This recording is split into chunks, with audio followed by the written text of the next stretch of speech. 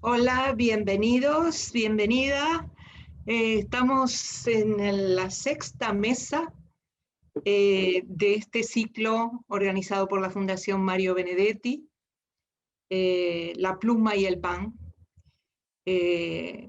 Como moderadora, presentadora, espectadora de este diálogo, les agradezco mucho la presencia. Creo que este ciclo está resultando, esta es la última de las mesas, pero creo que vale la pena pensar en un futuro eh, de más diálogo, de más eh, continuidad de esta preocupación de los escritores por saber acerca de sí mismos y de la situación de escritoras y escritores en Uruguay. Desde la Fundación les hemos llamado La Pluma y el Pan para recordar un poco aquel discurso de García Lorca, el que promovía, decía que aspiraba a que la gente, toda la gente, además de tener pan, medio pan, decía él, tuviera un libro. Bien, entre los escritores creo que es necesario, además de escribir y por lo tanto de tener libros, es necesario el pan, es necesario hablar acerca de cómo los escritores y escritoras se sustentan en esta vida. Por lo tanto, vamos a tener dos partes en las que les voy a pedir a cada uno que hablen acerca de su situación en la sociedad, de cómo se ven, eh, de cómo se ven a sí mismos y a sus colegas. Y en una segunda parte, la del pan, que hablen acerca de la situación, que creo que estamos todos de acuerdo que es muy, muy dura, muy dramática en algunos casos, pero en todo caso muy difícil para muchos, no solo por la pandemia, sino por la situación en general del sistema y de la sociedad en estos momentos. Voy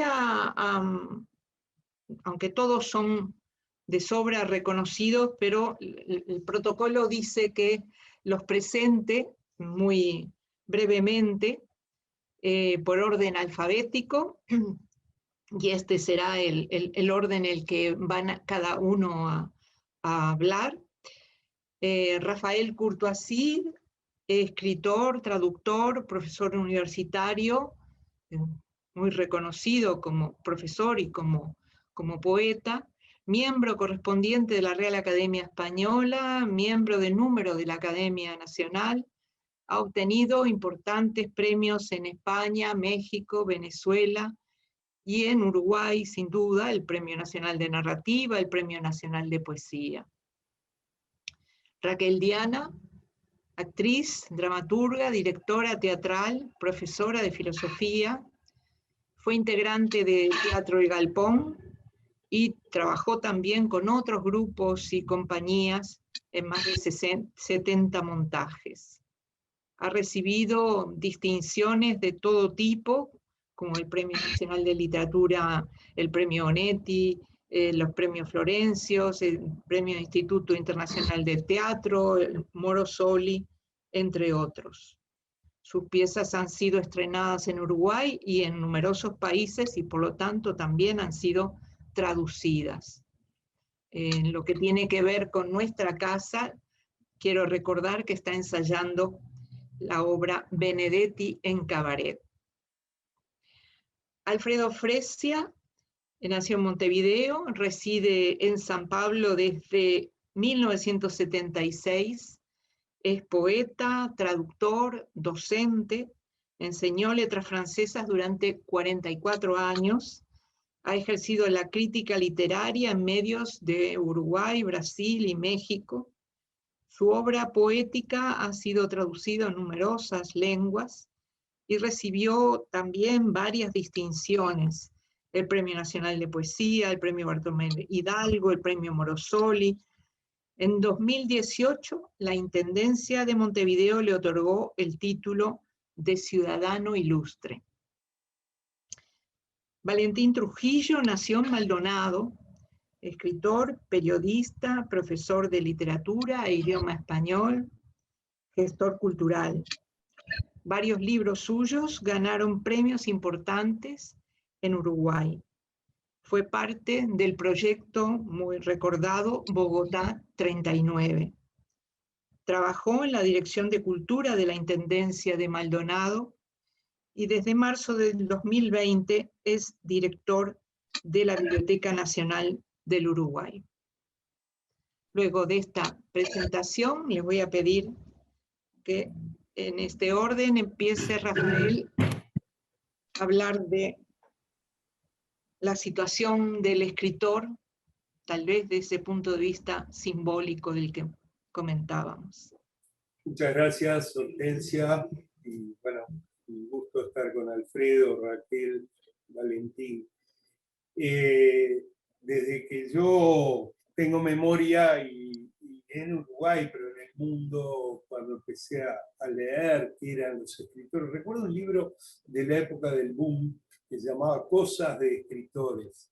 Y recuerdo, y todavía tengo el ejemplar, había un libro, yo estaba ahí, no sabía mucho, pero había un libro de Luis Hartz, Los Nuestros, sobre Onetti, sobre los autores de García Márquez, los autores, fue uno de los libros fundacionales, y de hecho la palabra, creo que la expresión boom la acuñó Luis Hartz, y leía a Luis Hartz diciendo cosas como que para Juan Carlos Onetti era muy, muy descriptivo, muy narrativo, daba, además de ser un libro ensayístico, crítico, decía como para Onetti ir a la habitación de al lado a buscar un vaso de agua. Se ve que Hartz no lo conocía mucho a Onetti porque no se hubiera movido para buscar un vaso de agua. Pero decía, es una proeza, es una odisea. Y lo mostraba un tipo como en la cama, bueno, todo lo que, el mito Onetti, la realidad Onetti. Y decía eso del vaso de agua. Yo creo que Onetti no se hubiera movido de una habitación a la otra, y menos que de verdad que era una proeza, una odisea, era buscar un vaso de agua. Tal vez se le hubiera ido a buscar un vaso de algo un poco más espirituoso. Pero lo que quiero decir es que desde mis 10, 8 años empecé a leer sobre escritores y a entender algo de lo que era ese mundo. Siempre ha sido el escritor, creo que en la modernidad, en los últimos 350 años, ha tenido un papel inestable y un rol inestable. El tema del escritor es un tema que en los 60 se radicalizó con el tema del compromiso, el escritor del compromiso. Recuerdo una nota que le hicieron un reportaje que le hicieron a Cortázar en Crisis, en la revista Crisis. Yo era casi un adolescente niño, y decía algo así como: mi ametralladora es la literatura. Y entonces el rol del escritor es problemático, en la modernidad es inestable, hay una construcción de identidad que no se sabe bien cuando uno empieza a escribir y cuando quiere profesar la escritura como no un medio de vida, sino un modo de vida. Están las dos cosas: un modo de vivir, de entender el mundo como poeta, como narrador, como ensayista. Ese modo de vivir implica un medio de vida, implica en general o hacerse profesor, o hacer una profesión liberal, o buscar diversas cosas. Después vienen las inestabilidades. ¿Qué es el rol de un escritor? Un escritor, un creador de dramaturgia, un creador de poesía, un creador de historias, un narrador. ¿Es un intelectual? ¿En qué sentido es un intelectual? El intelectual del siglo XX es aquello que en la época de la Ilustración llamaban los filósofos, Diderot, Montesquieu, Rousseau, eran los filósofos. Los filósofos de aquella época equivalen a los intelectuales de los años 60, 80, de los años 2000. Un escritor realmente es un intelectual, debe serlo. El tema, supongo que esta intervención es breve, entonces voy a dos cosas: modo de vida y medio de vida. El rol del escritor como un modo de vida, como una profesión, no en el sentido de cobrar solamente, sino de profesar, con toda la profesionalidad que eso implica. Y el medio de vida, el tema, ¿qué hacemos con la escritura? ¿Cómo hacemos para poder vivir con la escritura, aunque no sea de la escritura? Esos son temas, modo de vida, modo de estar en el mundo y medio de vida, estuvieron desde siempre. Yo creo que es crítico en la modernidad, los últimos 300 años en el mundo. Y después, bueno, en algún momento me gustaría volver a hablar del tema de los mecenas. Pero bueno. Muy bien, Rafael, muchas gracias. Efectivamente, en la segunda parte tendremos que hablar de eso, de la situación del escritor, sobre todo en Uruguay. Raquel, adelante. Decía, lo que ustedes significan para mí, ustedes que escriben, que los he leído tanto, en especial a Rafael y a Alfredo, a Valentín menos, que es tan joven, a Hortensia la he leído también, pero Rafael me acompaña desde que yo era adolescente. Yo soy lo que soy también porque he leído a Rafael, sus cuentos, su poesía, he regalado su poesía. Ni que hablar de Alfredo, que ilumina mis dolores y mis desasosiegos. Bueno, eso. Yo tengo una visión muy optimista respecto al papel de las personas que escriben en este momento en Uruguay. Hay, por un lado, esa, bueno, ¿cómo era que decía Juan Ramón Jiménez? Esa mayoría mínima, esa inmensa minoría, quizá de personas que estamos más cerca de la literatura y nos pasamos cosas y hablamos y nos llenamos el corazón. Pero también creo que no ha decaído ni un poquito el prestigio del arte de escribir. La gente quiere escribir, los adolescentes quieren escribir, los niños quieren escribir. El papel que cumple la literatura para niños, niñas y adolescentes en este momento es extraordinario. El cariño que sienten los niños por nuestros escritores es una cosa muy alentadora.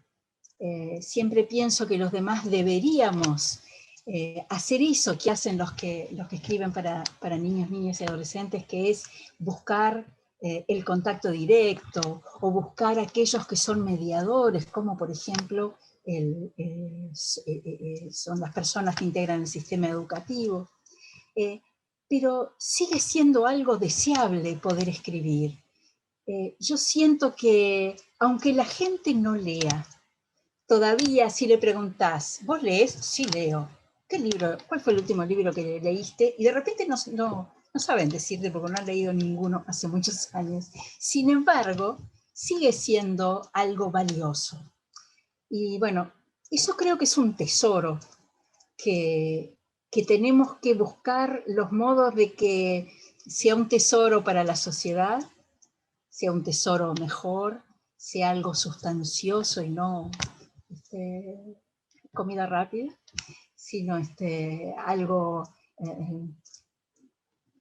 que realmente enriquezca al país y que no digo que nos enriquezca a nosotros, pero que nos dé una mano, ¿no? Es decir, es bien interesante este título de La pluma y el pan, porque es realmente una relación tan difícil, contradictoria, siempre lo ha sido, ¿no? En el teatro tenemos un poco, a lo mejor algunas cosas las hemos solucionado con un poco de humor. Por ejemplo, para desearnos suerte nosotros decimos mucha mierda. Esto es por la cantidad de bosta que había afuera de los teatros cuando la función era exitosa. Bueno, el desear suerte relacionado con el éxito y con el dinero nos hace de que, bueno, también hacemos algunas cosas por dinero, no morimos en el conflicto ese, pero esa cosa, bueno, la poesía no se vende porque la poesía no se vende, ¿no? Eso tan, que hemos dicho tantas veces y que realmente es así, pero al mismo tiempo, en algunas cosas hacemos algún pacto o pretendemos que lo que nosotros producimos tenga valor y tenga incluso un valor comercial. Habitamos esas contradicciones. En este momento las habitamos además con muchísimo dolor porque, bueno, todo está parado, está tan así como está, que hablaremos después en todo caso, ¿no? Siento también que poder escribir es un privilegio, poder procesar nuestros dolores, estas angustias que estamos pasando ahora, por ejemplo, poder hacerlo es algo maravilloso, poder crear, y la gente lo reconoce, lo sabe y lo pretende, ¿no? A lo mejor ahora todo el mundo escribe, hay demasiada gente que escribe, bueno, pero mejor. Yo tengo un sentido bien optimista de la situación desde ese punto de vista. No así en cuanto a cómo se desarrolla la vida de quienes escriben en el Uruguay y al resultado de las creaciones, ¿no?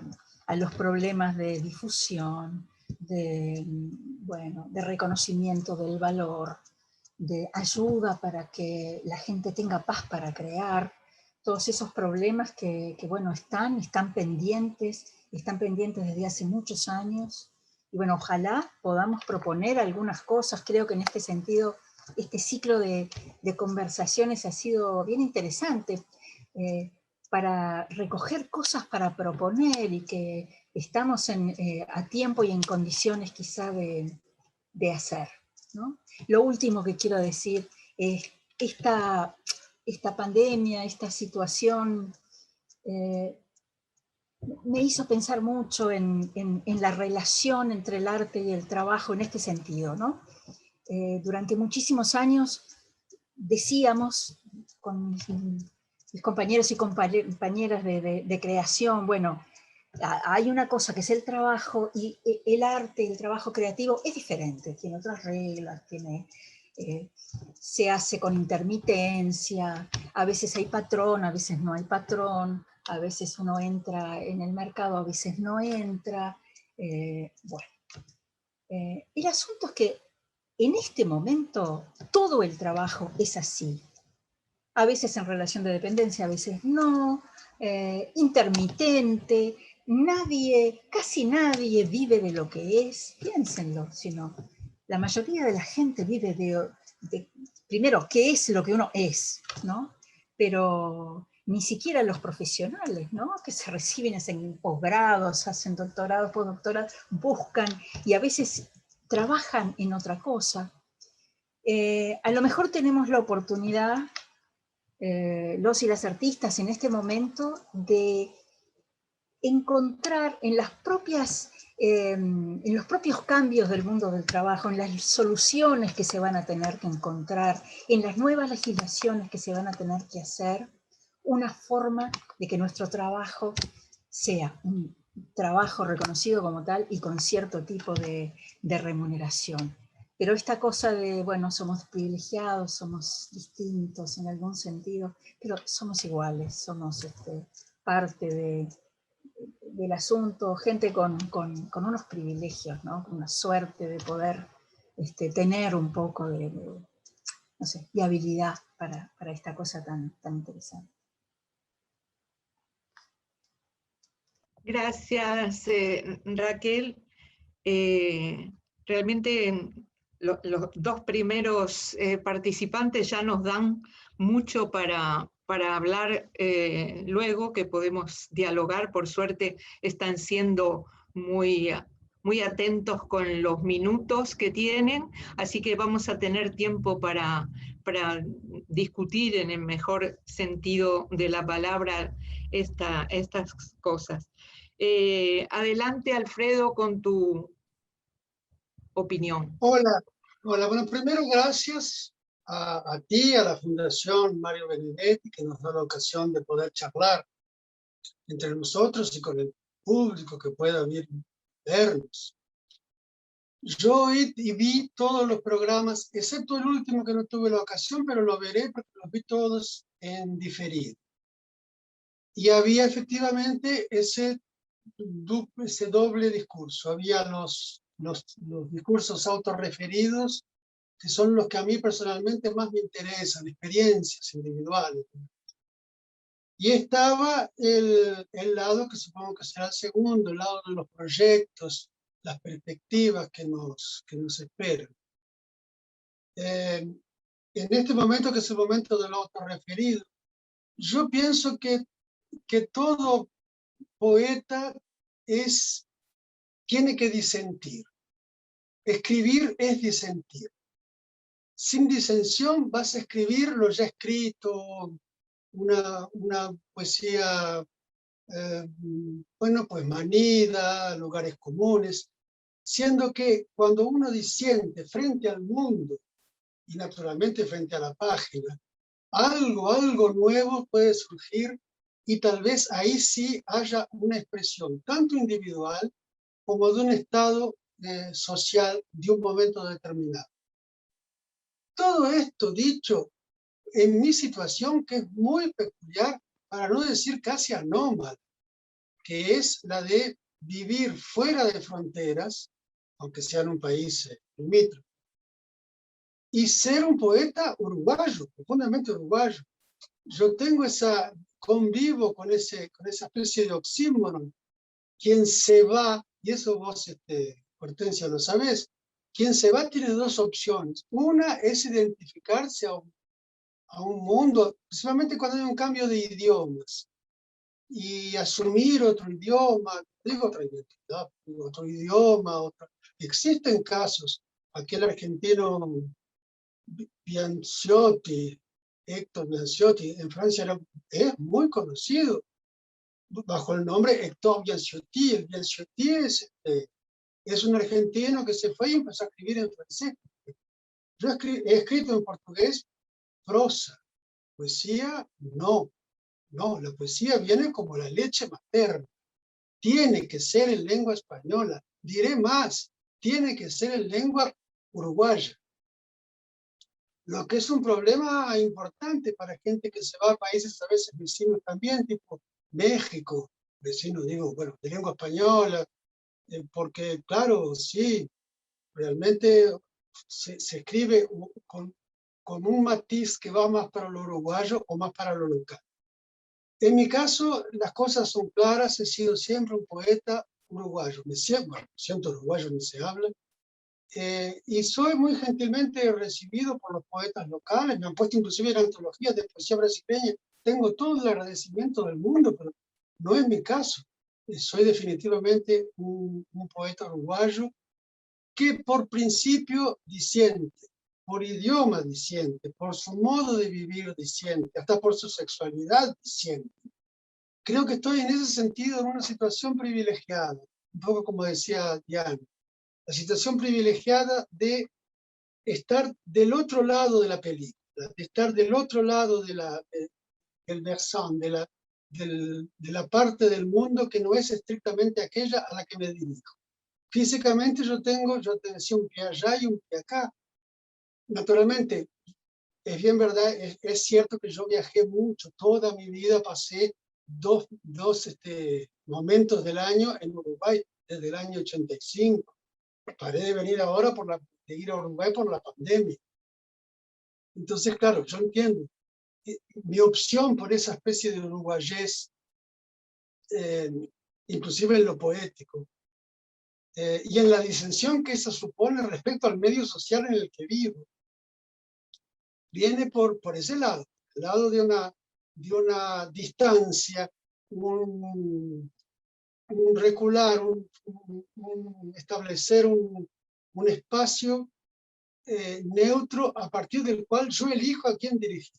Y me dirijo a un público uruguayo, a lectores uruguayos. Bueno, básicamente es eso lo que te puedo decir. Cuando te hablo de privilegio, es porque las situaciones de la vida, por motivos inesperados, me garantizaron esa especie de mirada ajena y al mismo tiempo del medio, al mismo tiempo participo de la distancia y del objeto y del público al que me dirijo. En mi vida hubo de todo, inclusive palos en las ruedas, sin duda. Pero de algún modo, y en ese sentido concuerdo totalmente con Raquel, tuve la suerte de lectores entrañables, gente que me iba escribiendo y me iba empujando hacia adelante. Y pienso que todo eso tiene que ver, todo eso se encaja en una unidad, en una actitud frente a la vida, sin duda, pero lo que nos interesa ahora, frente a la escritura. Por ahí. Gracias, Alfredo. Valentín, es tu turno. Adelante. Bueno, yo también agradezco, antes que nada, me parece que lo primero es agradecer la oportunidad de este diálogo, la oportunidad de este contacto, y la oportunidad de algo que a veces no es tan común, y más todavía en estas épocas de distanciamiento, ¿no? De principio de distanciamiento social, pero de cercanía tecnológica, esto de estar acá en los cuadraditos, en cada uno en su casa, en distintas ciudades, en distintos países, que también se transforma como en una paradoja del espacio, ¿no? Creo que es una buena oportunidad de compartir este momento con gente de otras generaciones. Y a esto me refería con que no es tan común esta circunstancia.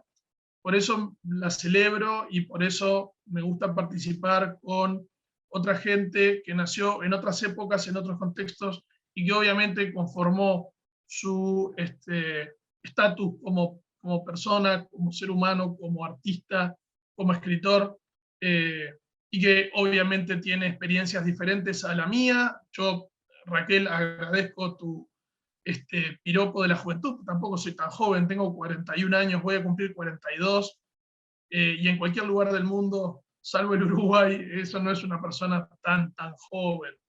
Pero bueno, me parece que el fin de la ronda hace que pueda tomar y pueda apoyarme en alguna de las cuestiones que dijeron mis antecesores, quienes me antecedieron, perdón. Efectivamente, estamos viviendo un presente particular, y estoy de acuerdo con Raquel en que algo que era típico, y lo decía también Courtois, ¿no? Ese doblez, ese pliegue, digamos, vital y también profesional que siempre tiene un escritor, de escribir, de encerrarse en el cuartito secreto, de abrirse a uno mismo y luego tener una especie de pantalla, ¿no? O de tienda que da sobre la calle para parar la olla o para solucionar las cuestiones personales o familiares, ahora se ha extendido, efectivamente. Y bueno, y creo que esto que era típico, y concuerdo también, ¿no? Esto no es exclusivo del Uruguay. Esto pasó a lo largo de la historia en un montón de países, incluso en países más ricos y más desarrollados. Los escritores siempre estuvieron haciendo malabares. El escritor siempre tuvo esa cuestión de doble o de triple creatividad. La creatividad que podía expresar en una página y la creatividad que tenía que surgir necesariamente porque tenía que vivir. Y en la buena mayoría de los casos, salvo algunas excepciones, los escritores escribieron lo que tenían que escribir, lo que sentían, sacaron las tripas para afuera en las circunstancias más extremas, ¿no? En plagas, en pestes, en guerras, en sitios, en la más absoluta soledad, en el rechazo, en la cárcel, o en un infierno ordenado de clase media alta, aristocracia, Y creo que hay una especie de predeterminación, hay como una cuestión de ADN, hay una cuestión que viene y que quizás se une, por supuesto, a experiencias, y en esto concuerdo con Fresia en que cada escritor puede contar su historia, inevitablemente, puede contar las de los demás. A mí me gusta mucho leer biografías y uno constantemente está viendo, bueno, qué hizo fulano de tal en determinada época, a determinada edad, qué creó, hay comparaciones inevitables, hay juegos, una cuestión lúdica de que la vida del escritor efectivamente puede ser, debería ser parte de su obra, debería ser parte de su creación, hasta dónde llega el yo. A mí me da mucha gracia, entre comillas, esto de que ahora parece que se ha puesto de moda, o que está muy en boga la llamada narrativa del yo. ¿Quién dijo que un escritor que ambienta una novela en la época del Paleolítico en las cavernas no está hablando también de sí mismo, acaso? Bien, creo que somos privilegiados, sin duda, esto también se dijo, tenemos un don, creo que más allá del talento y más allá de la calidad, la fineza o el don de escritor, me gusta decir, así como hay don de gentes, hay don de escritor. Somos parte de un grupo de gente que quizá con algún tipo de trastorno en el cuadro de cierta psicología bastante amplia, tenemos la necesidad de tirar palabras sobre el papel, sobre una computadora, sobre una pantalla, y tenemos la necesidad de esa que no está conectada con el trabajo rentado, de esa de la que uno no se puede jubilar, de seguir escribiendo. Creo que el escritor de alguna manera está condenado y al mismo tiempo está bendecido. Tiene un motor interno que le permite llegar a lugares insospechados, antes que nada para sí mismo, y luego para los lectores, en esa cosa tan extraña. Stephen King le llama ese milagro telepático que es la lectura. Por lo tanto, creo que para cerrar esta primera intervención, sí, efectivamente, como han dicho muchos a lo largo de las décadas, somos unos bichos raros. Los escritores penamos con nuestros dramas y nuestras tragedias, como la de cualquier ser humano, y al mismo tiempo las multiplicamos con signos. Y bueno, y con las múltiples galeras o sombreros que nos tocan, desde el ámbito puramente individual y privado, desde un ámbito institucional, público, desde una fundación, desde un ministerio, desde una biblioteca, desde un taller, o simplemente en ese duelo tan particular con la obra, creo que lo que termina valiendo al final, por supuesto, es la anécdota, pero cómo uno la puede contar. Y creo que todos conocemos escritores gigantescos con vidas tristes o escuetas, y malos escritores también que han tenido unas vidas aventureras impresionantes. Creo que tenemos que ser, incluso a riesgo de caer en un lugar común, tenemos que ser fieles a nosotros mismos, y la responsabilidad va a quedar en los libros, en el formato que sea un audiolibro, sea un blog, sea un diario. Y bueno, para los que hemos tenido la suerte durante muchos años de poder recibir un sueldo por lo que uno escribe, y ese es mi caso, bueno, considero que existe esa posibilidad, que el milagro es realizable, y que esa utopía, esa cuestión quijotesca de salir con una pluma frente al mundo, bueno, hay veces en que le permite a una persona transcurrir por su vida con lo mínimo básico. Gracias, Valentín, gracias a todos. Realmente esta mesa es peculiar en el mejor sentido de la palabra. El ánimo, el espíritu que anima a todos es muy bueno. para enfrentar esta vida como escritores, ese optimismo que parte de una conciencia del privilegio que significa poder escribir, poder hacer lo que cada uno quiere hacer, más allá de las circunstancias de las cuales luego hablaremos, es una manera muy, muy sana y que provoca un impulso, yo diría, vital, que tiene que ver con esa utopía que se mencionaba, esa utopía que es ese ir hacia un horizonte que se aleja, pero que de alguna manera está atrayéndonos, que me parece muy útil cuando muchas veces nosotros lo oímos, ¿no? Hay un cierto pesimismo, un cierto victimismo, que creo que es negativo para cada uno, pero además es negativo para la cultura colectiva de nuestra sociedad.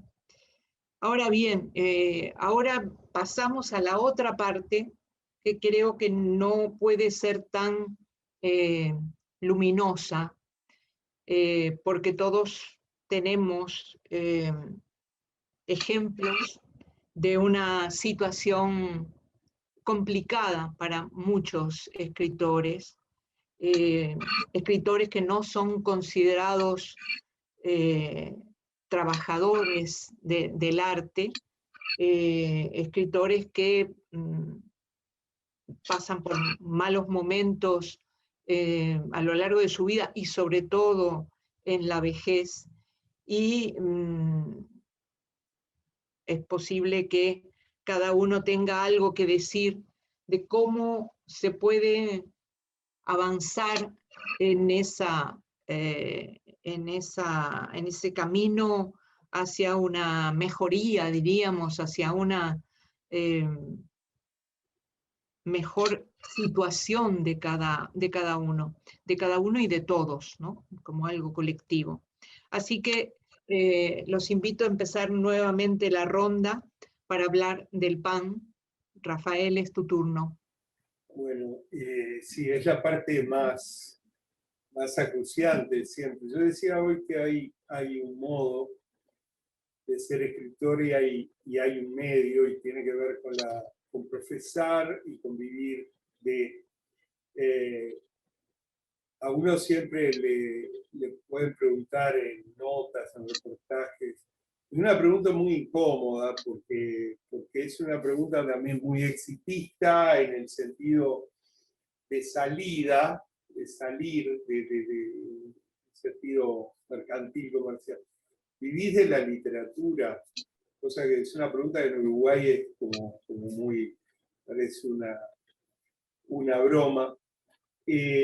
Ahí la preposición uno podría decir, yo creo que todos nos hemos acomodado para vivir para la creación, no necesariamente en la literatura, pero bueno, el teatro es para la creación y no de. Inevitablemente hay una dialéctica entre el para y el de, y yo siempre descreí me parece extraño, o sea, si yo soy obrero textil o soy del gremio de la aguja, tengo mucho en común con otros obreros de la aguja. Si yo soy siderúrgico, tengo mucho en común. Si yo soy ingeniero químico, yo tengo mucho en común y puedo estar, si yo soy médico, ser del colegio médico, del colegio de abogados, soy abogado. Tengo mucho en común aunque nos separen océanos. Siempre me fue muy difícil pensar en un gremio de escritores análogo al gremio de la aguja. Hay experiencias, sociedad de escritores, sindicato de escritores, miembros, bueno, grupo pero no hay universos más disímiles que los de dos creadores. Y a su vez, y acá está la paradoja de esta modernidad líquida de la que habla Bauman, que me pareció muy interesante lo que plantea Raquel, esa inestabilidad que uno creía que había elegido por ponerse a escribir, y entonces tenías que ser profesor, dar clases, hacer periodismo. De algún modo es el trabajo de esta transmodernidad o modernidad líquida. Es cualquier trabajo, vos tenés que hacer un proyecto, vos sos sociólogo, o sos arquitecto, vivís de proyectos, justificándote, armando. Entonces quiere decir que los escritores nos adelantamos con pena y a veces con gloria a esta época. Pienso en dos, acabo de mencionar, no quiero teorizar mucho, pero sí acabo de mencionar a Bauman porque en esta llamada modernidad líquida me parece que es todavía todo más inestable. Y por otro lado, unas reflexiones que son muy populares hoy de Byung-Chul Han sobre que nos autoexplotamos. Los escritores somos también pioneros en autoexplotarnos. Somos pioneros en ceder derechos, somos pioneros en porque perseguimos la fama, la gola se va y la fama es puro. Pero entonces somos pioneros en autoexplotar, en tratar de buscar la obra maestra, lo cual no está mal, tratamos de dar lo mejor. Lo que sí creo que es muy difícil, es muy necesario, buscar condiciones objetivas. En mi ya larga vida, sí, he visto escritores valiosísimos, pasando muy mal a pesar de sus esfuerzos. He visto jóvenes, veo hoy jóvenes que hacen todo tipo de trabajo, lo cual no está mal, pero digamos, pasan penurias y entonces están a la altura de un premio. Y entonces, entre 500 participantes en un concurso, te encuentran en la calle y te dicen, ¿por qué no me lo diste a mí el premio, si uno es jurado? Y el problema es que se lo sacó otro que tal vez esté, y no es que sea tanto mejor, el problema es que hay cuestiones acuciantes que tienen que ver con el estímulo de la creación, que tienen que ver con un mínimo, que no es común al gremio de la aguja, al siderúrgico, pero sí que tiene que ver con la conciencia de que somos trabajadores de la cultura, que la cultura da trabajo, crea capital, no solo capital simbólico en el sentido ocurrido, crea riqueza en un sentido simbólico, cultural, de superestructura, en un sentido de infraestructura. Y entonces en ese caso creo que nos tenemos que sí, poner de acuerdo que hay algo acuciante. No porque pretendemos vivir de la literatura, pero para vivir para la literatura, un ser humano en un acotado, finito, un tipo de 20 años, que quiere trabajar sus versos, sus poemas, sus letras de rock, necesita ciertas condiciones. Y yo creo que sí, que en ese sentido nos tenemos que reunir, más allá de que los mundos imaginarios que generamos sean absolutamente opuestos, y de pronto no nos podemos sentar en la misma mesa de café porque los egos son muy grandes, pero hay una zona que es fraternal y humana, que es donde nos tenemos que encontrar. Por eso yo creo sí en lo positivo de esta situación, porque nos estamos encontrando, yo creo que por primera vez hay un ciclo, muchos años, con este tema, el pan y la pluma. Gracias. Gracias, Rafael. Raquel. Sí, me acordaba de un verso que creo que es de Macachín. Es tiempo ya de empezar por los plurales, decía, y bueno, y era muy significativo cuando Ediciones de Uno y cuando esto se cantaba, ¿no? En la dictadura.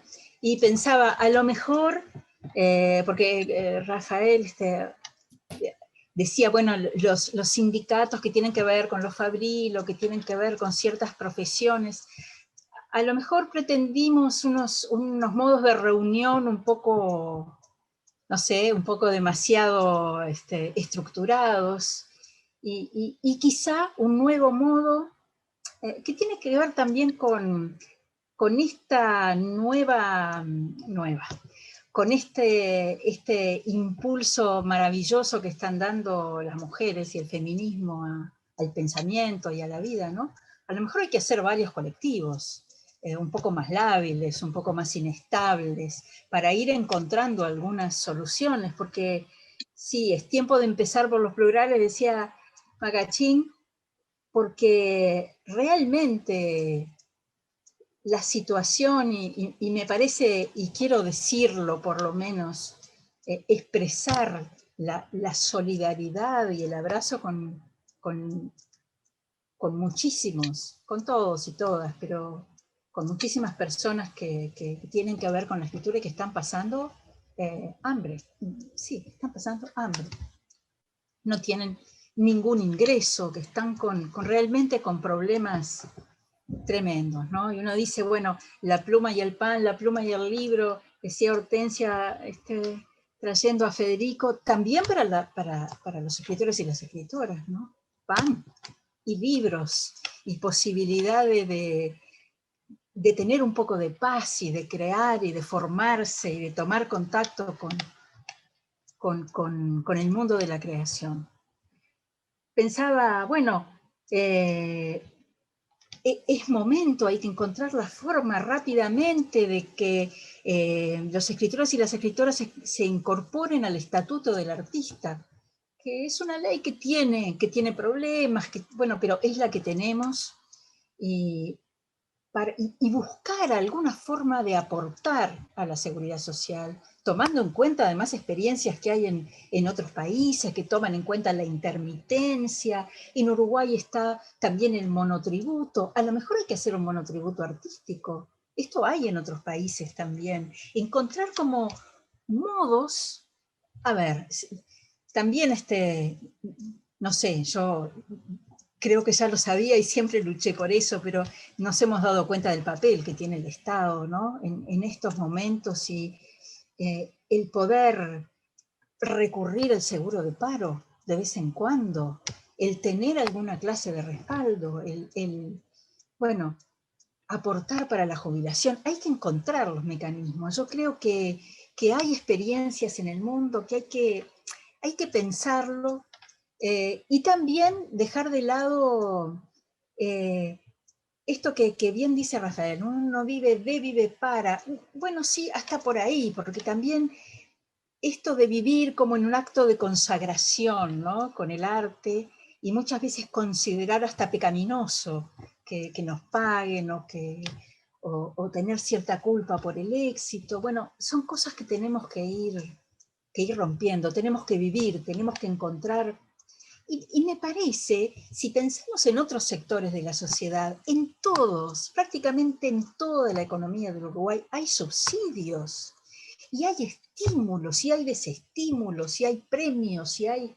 Bueno, entonces también en el sector de la creación literaria tiene que haber políticas estudiadas, subsidios establecidos para las personas, para los colectivos, para los libros, para los podcasts, para la relación entre los escritores y las escritoras y el público.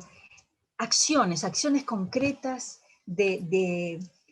no son imposibles, están en el mundo, están en nuestra cercanía. Quizá hay... yo siempre cuento un encuentro que tuve con un político muy importante que después fue presidente, Colorado él, que me dijo, fuimos a reclamarle una cosa para la ley de teatro en su momento, y él nos dijo, bueno, pero ustedes, si no tienen plata, igual van a seguir haciendo teatro. Y sí, le dijimos, ¿no? Nosotros, aunque no tengamos que comer, igual vamos a seguir escribiendo. A lo mejor pienso, la clase política siempre ha contado con esto, ¿no? Igual vamos a seguir escribiendo, igual vamos a aportar al país. Bueno, eso tiene que terminar en algún sentido en cuanto a conciencia de quienes tienen capacidad para generar esto en campo, pero también en nosotros y nosotras, ¿no? En nuestro interior, en nuestra convicción. Sí, y a lo mejor hay que estudiar. A mí me parece una cosa bien importante esto de que se ha creado el Instituto Nacional de Letras, que toma el lugar del viejo Instituto Nacional del Libro, que en realidad nunca dejó de existir, pero estuvo guardado en un cajón, paradójicamente, ¿no? Durante años y años y años. Los cometidos del Instituto Nacional del Libro eran estupendos, era una ley bien interesante, que precisamente procuraba encontrar los modos de ayudar a los libros. Bueno, a los libros y a los escritores. Ojalá este Instituto de Letras pueda avanzar en ese sentido. Yo creo mucho en la institucionalidad cultural como generadora de cambios en la vida cultural de los países, entonces eso realmente lo celebro. Pero bueno, tenemos que encontrar los modos, por supuesto que un sistema como el que tiene la ANI sería muy deseable, esto existe en muchas partes y es bien interesante, un poco de ayuda para la creación. De hecho, los FEFCA, los premios FEFCA del Ministerio de Cultura, en un principio apuntaron a eso, después se fueron desdibujando, fueron perdiendo incluso dinero. Y bueno, los premios nacionales que también fueron decayendo en su monto. Hay tantas cosas que se pueden hacer para estimular, para apoyar.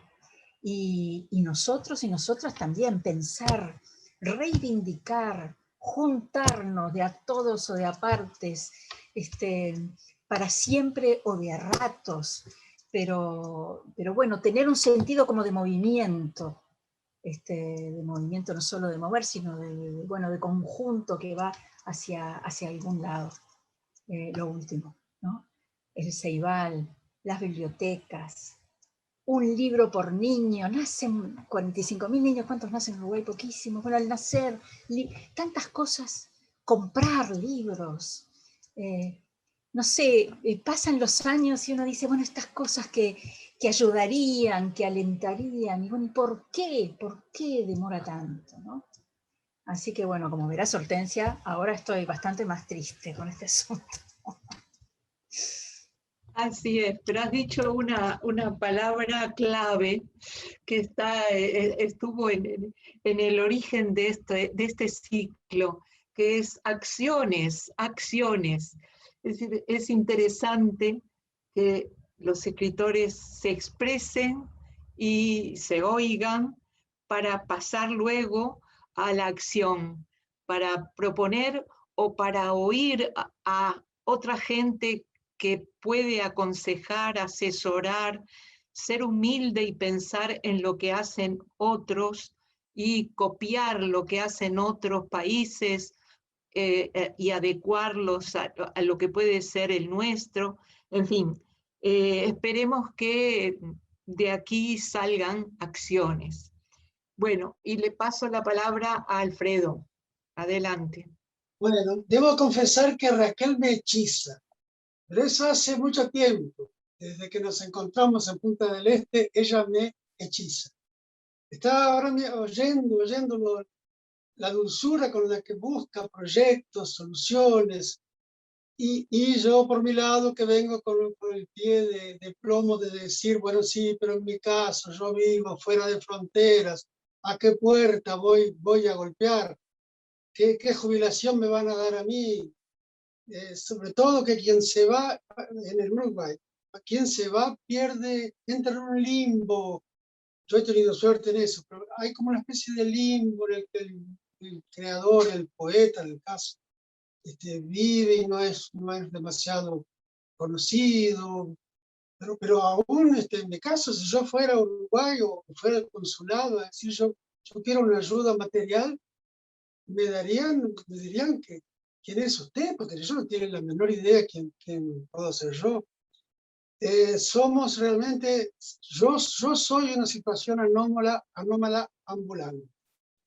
Ahora, de todo lo que oí en estos programas, me pareció muy interesante lo de la jubilación, sin duda, pero me parece difícil sobre todo ahora con con un gobierno neoliberal, ya están queriendo modificar la legislación jubilatoria en Uruguay. Me parece difícil que haya que acepten un creador que llegue y dice, bueno, yo nunca, ¿cómo es la palabra que es? Yo nunca aporté, pero quiero jubilarme. Le van a decir que no. Si no nos organizamos, yo desde afuera tal vez, si de algún modo no nos estructuramos, nos seguirán diciendo que no, mucho más ahora. El proyecto de ellos es justamente cortar todo lo que pueda. Y ahora, yo me interesé en el tema, hablé con Diana Velesi en Buenos Aires y con una poeta de Santa Fe.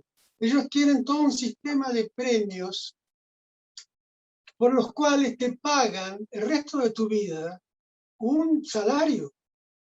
Y por ella me lo decía en veces argentinos que me entrevero, pero ella estaba muy contenta con el salario que cobraba. Y esta otra mujer de Santa Fe, Nora Hall, decía lo mismo.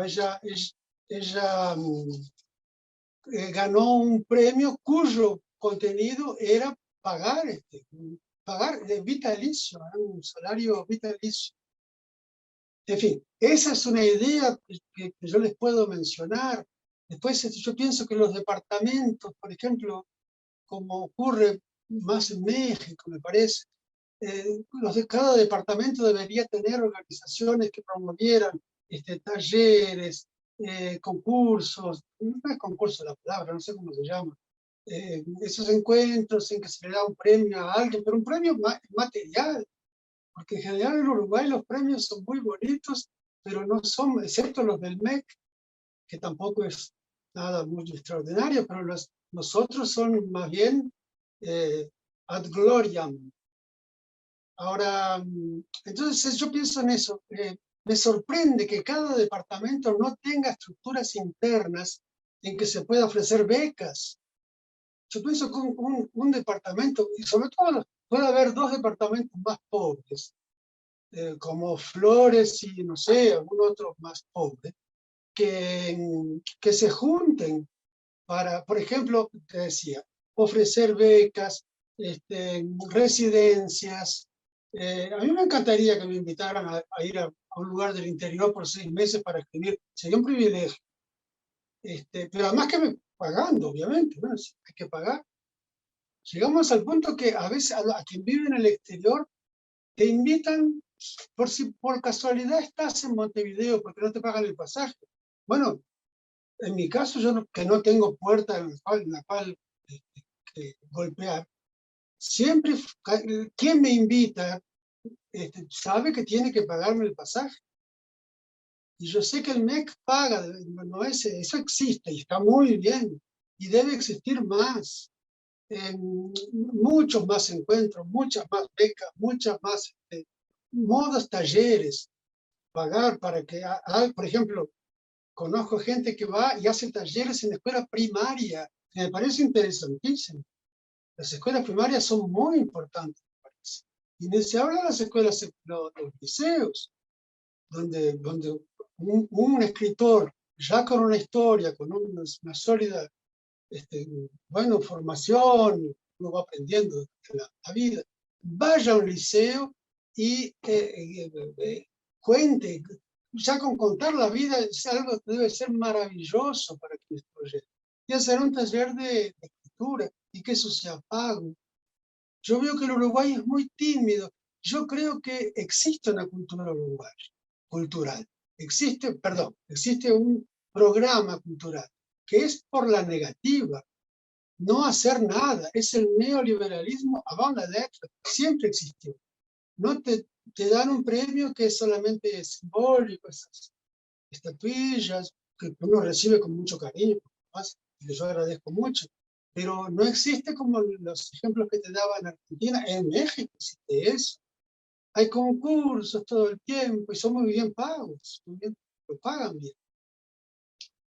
En fin, yo pienso que queda mucho por hacer en ese sentido material, en el sentido de cubrir necesidades mínimas, porque una jubilación, el BPS no te la va a dar. Raquel, vos me hechizás, pero ahí sos un poquito optimista. tenemos que luchar para que haya algún tipo de reconocimiento. Es muy difícil además discernir, hay que valorar la obra, todo eso, y cómo se valora una obra, principalmente en estos tiempos en que los cánones están en una región, en un tembladeral, digamos. Bueno, ¿cómo decir, bueno, es que sí le podemos dar las famosas pensiones graciables, que se llaman, que hay en el Parlamento? Marosa la tuvo, creo que Idea la tuvo. Sí, es para 4 personas, naturalmente. Iba a decir 4 gatos. Bueno, para muy pocos, que hay que ir a hablar con los diputados, etc. Eso debería ser, esas pensiones graciables deberían ser mucho más generalizadas, con criterios sólidos y que ayude materialmente a la gente. En mi caso, yo, bueno, tendría el consulado uruguayo. Yo no puedo pedirle al Brasil que me ayude cuando yo escribo poesía uruguaya. Yo, evidentemente, si yo voy al ministerio, digo, bueno, páguenme el viaje que están invitando de tal lugar, porque yo no quiero ir, ¿y qué va a hacer? ¿Voy a difundir poesía uruguaya? No, muchas gracias. Ahora, aquí el consulado, yo veo que no tienen plata. Es muy simple, aparentemente no tienen plata. Lo que me hace pensar que es difícil, por ejemplo, aquí promueven ciclos en que hay cortos cinematográficos uruguayos, y el consulado manda una cartita de todos los uruguayos que son muchísimos. Ellos tienen la lista de 5.000. Yo recibo esas informaciones, festivales gastronómicos en que hay uruguayos, pero que viven aquí. Un director de teatro que vive aquí, y cuando estrena alguna obra, mandan la cartita informando.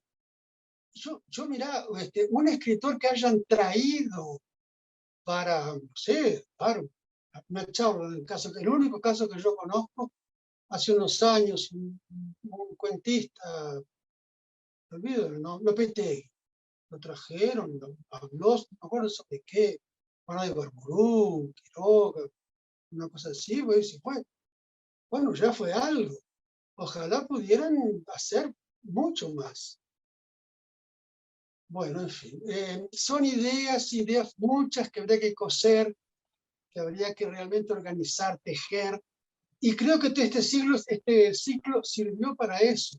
Yo oí muchas ideas y muy interesantes, pero creo que hay que ir con cautela. Antes de pedir, por ejemplo, una jubilación, organizarnos, pedir esa parte que el Uruguay nunca hizo, de contribución material, y en todos los departamentos, en poesía. Francamente, yo les recuerdo que los poetas, como se dice, bueno, la poesía no se vende, los poetas pagan sus ediciones. Yo hace los 3 primeros libros, en el 73, en el 82 y en el 84, los pagué. ¿Qué puedo pedir si yo tuve que trabajar tuve que ejercer una profesión, ser profesor, felizmente que tenía una profesión, para poder ejercer mi oficio, que es la poesía, para tener el derecho a? En esas condiciones, realmente los invito, porque yo desde aquí no puedo prácticamente hacer nada, pero María, ver todo lo que Raquel dice de un modo organizado, cauteloso, sin ir directamente a pedir, por ejemplo, una jubilación, que me parece. Pero sí, por ejemplo, premios con un salario vitalicio. Eso me parece legítimo. Hay gente que Marosa lo necesitaba, por ejemplo.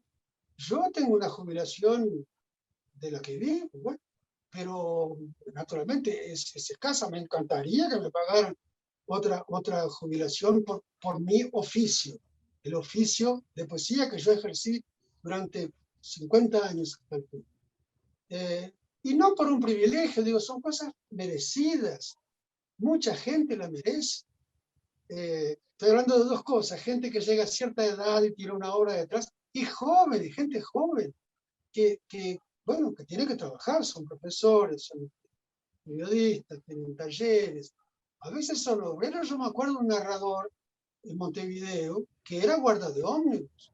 Bueno, y él trabajó, vivió y hizo muy bien, es lo que se podía hacer, pero es muy poco.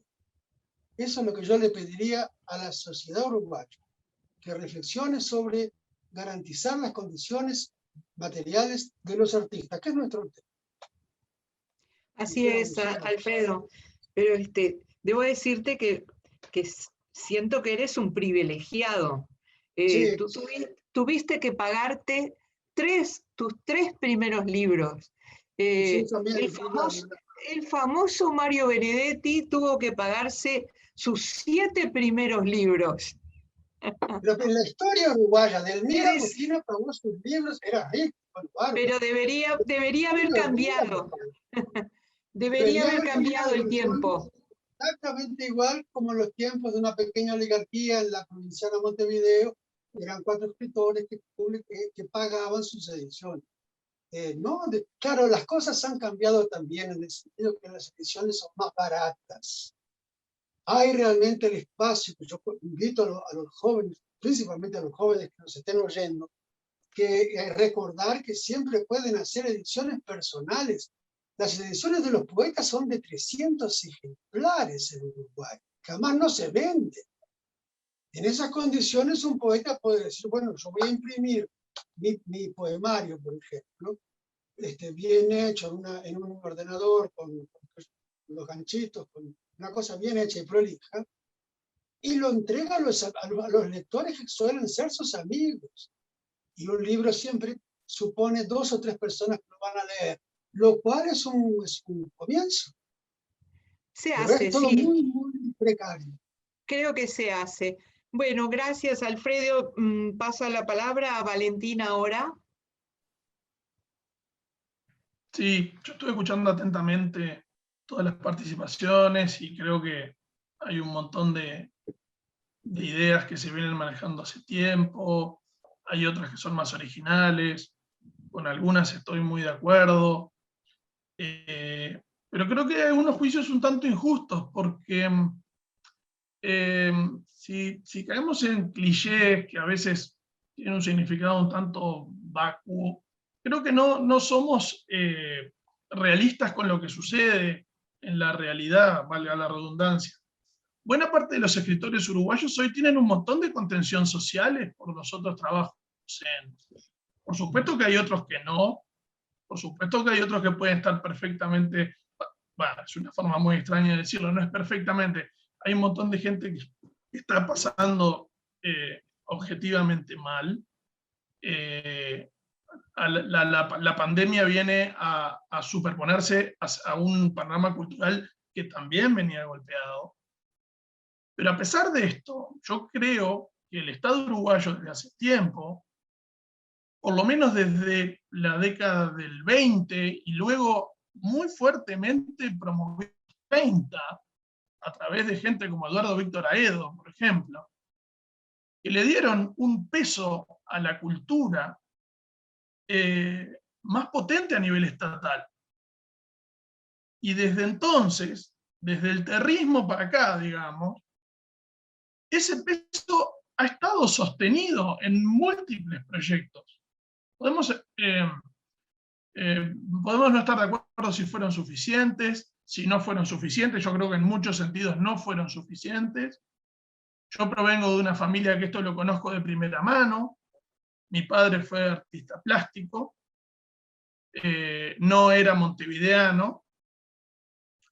Y bueno, esto significó durante muchos años para mi familia complicaciones económicas de ser un artista plástico que por decisión propia no estaba en el centro o en el pequeño centro del arte plástico uruguayo, y que tuvo siempre mucha más vinculación con el exterior en muchos sentidos que con la capital. Ahora, hablar de neoliberalismo cultural o de desmontar o desandar estructuras, bueno, es falso y además no condice con lo que uno puede palpar y lo que está sucediendo. el peso de la educación y de la cultura en esta administración, y creo que es un continuo en los gobiernos uruguayos. Miren incluso lo que voy a decir. Con todos los problemas políticos, sociales, legales y demás que tuvo la dictadura en el Uruguay, también tuvo sus programas de apoyo a la cultura. Sería tonto negarlo. Podemos tener, por supuesto, todas las diferencias, todos los matices y una situación absolutamente anómala, pero incluso allí había programas de apoyo a la literatura, a las artes plásticas y a otras artes. A ver, entre enormes comillas, gracias al desafío gigantesco, político sobre todo, que significó la dictadura para el Uruguay, el teatro independiente uruguayo tuvo un florecimiento y una ebullición gigantescos. Incluso en muchos casos, jugando de una forma muy, muy, muy particular entre lo estatal y lo privado. Hoy se nombraba al Instituto de Letras. Sí, yo también celebro su creación. Es parte de la ley de urgente consideración. La tan debatida y polémica ley de urgente consideración no solo creó el Instituto de Letras, creó el Instituto de Música, creó el Instituto de Artes Plásticas y el de Artes Escénicas, que se igualan al ICAU, que era el único instituto del cine y el audiovisual que funcionaba con un presupuesto propio y con determinadas características para promover el cine uruguayo en el mundo mediante fondos. Bueno, estos institutos están pensados igual. O sea, el presupuesto del Ministerio de Educación y Cultura creció para este quinquenio. Eso no me suena muy neoliberal, realmente, al contrario, es intervención estatal. Entonces, me parece que, más allá, repito, de algunas fórmulas que quedan un poco anquilosadas frente a la realidad, tenemos que informarnos. Por supuesto que hay un desafío gigantesco en estos momentos en que la información está muy diluida, la cuestión líquida que se nombraba hoy, los canales de llegada y demás. ¿Podemos quedarnos conformes con lo que tenemos? Creo que no, sin dudas que no. Y los artistas que circunstancialmente hoy tenemos responsabilidades al frente de algunas instituciones, tenemos que ser motores de esto. ¿Por qué? Por varios motivos. Primero, porque somos conscientes de esto. No estamos viviendo en una nube. Yo pertenezco al ámbito periodístico y literario. Tengo familiares, tengo amigos, tengo conocidos, tengo un montón de gente con la que he trabajado que está inserto dentro del gran ámbito de la creatividad uruguaya. Trabajando en esa cuestión tan, por momentos, inmaterial, y que en muchos sentidos el sistema político y el sistema legal todavía no han terminado de reconocer del todo. Pero, por ejemplo, ahí se hablaba de por qué las intendencias no generaban eventos y demás. Bueno, no sé, yo puedo hablar por mí. En el quinquenio anterior, entre el 2015 y el 2019 o 20, en realidad se extendió un poco, la Intendencia de Maldonado generó un premio literario, el premio Lucich, un premio para narradores, es cierto, no había ensayistas, no había dramaturgia, no había poesía, pero bueno, pero eso se canalizaba por otros lugares. Era un premio, bueno, eran 60.000 pesos para el ganador. ¿Es mucho? ¿Es poco? Bueno, era la posibilidad de editar. ¿Nos tenemos que conformar con eso? No, no, por supuesto que no. Por supuesto que no. Ahora, creo que a lo largo del tiempo, a ver, la colección de los clásicos, el impulso de Pibel Devoto en la década del 60, digamos, que generaba, si calculamos cuánto le pagaban a los ensayistas para hacer los prólogos de la colección de los clásicos, no estaba nada mal para las décadas del 50 y 60. No quiero ser malinterpretado, simplemente digo que yo aquí escuché un montón de reclamos con los que estoy de acuerdo y con los que perfectamente nos pondríamos al hombro para llevarlos adelante en distintos tipos de actividades. Pero al mismo tiempo me parece que efectivamente, con todos sus problemas o sus deudas históricas, el Estado uruguayo realiza una tarea muy importante, Cuando digo el Estado uruguayo no me refiero solamente al Ministerio de Educación y Cultura, hablo también de la seguridad social. Ese escritor que se nombraba, que era guarda de una empresa de transporte, seguramente se hubiera jubilado con ese sueldo. ¿Que hubiera sido necesario otro para complementar? Seguramente. Pero no iba a quedar en la indigencia, iba a tener un ingreso y seguramente ese ingreso le hubiera permitido seguir escribiendo. Incluso en este esquema bastante macabro de que la anécdota del presidente que decía no y no, incluso sin ningún tipo de apoyo de estímulo, los escritores seguiremos escribiendo. Sí, seguiremos escribiendo, sí. Eso es así. Pero bueno, en fin, yo entiendo, reconozco que el contexto es complicado, hay una situación en la que el mundo está pasando por esto, y me parece que desde el Ministerio de Educación y Cultura se están generando algunos mecanismos. Hubo un fondo para músicos en honor a Rubén Meloño, se lo bautizó así. Hubo otro fondo para artistas que podían generar talleres a través de Zoom.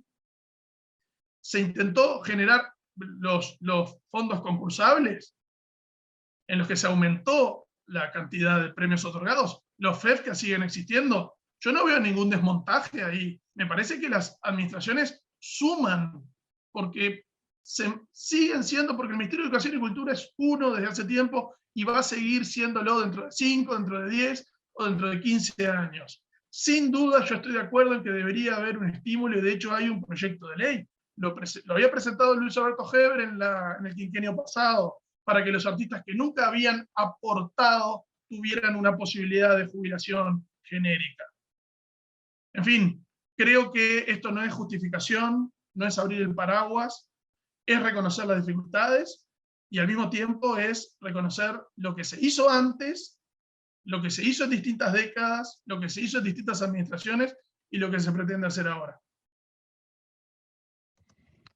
Gracias, Valentín. Evidentemente, comprendemos tu situación y me parece muy interesante esa frase de no hay que resignarse, ¿verdad? No, es muy importante lo que, como tú decías, lo que los artistas que tienen ciertas responsabilidades puedan hacer, pero también es importante que el resto de los artistas, de los escritores, se junten y hablen y se expresen como hemos intentado en este ciclo.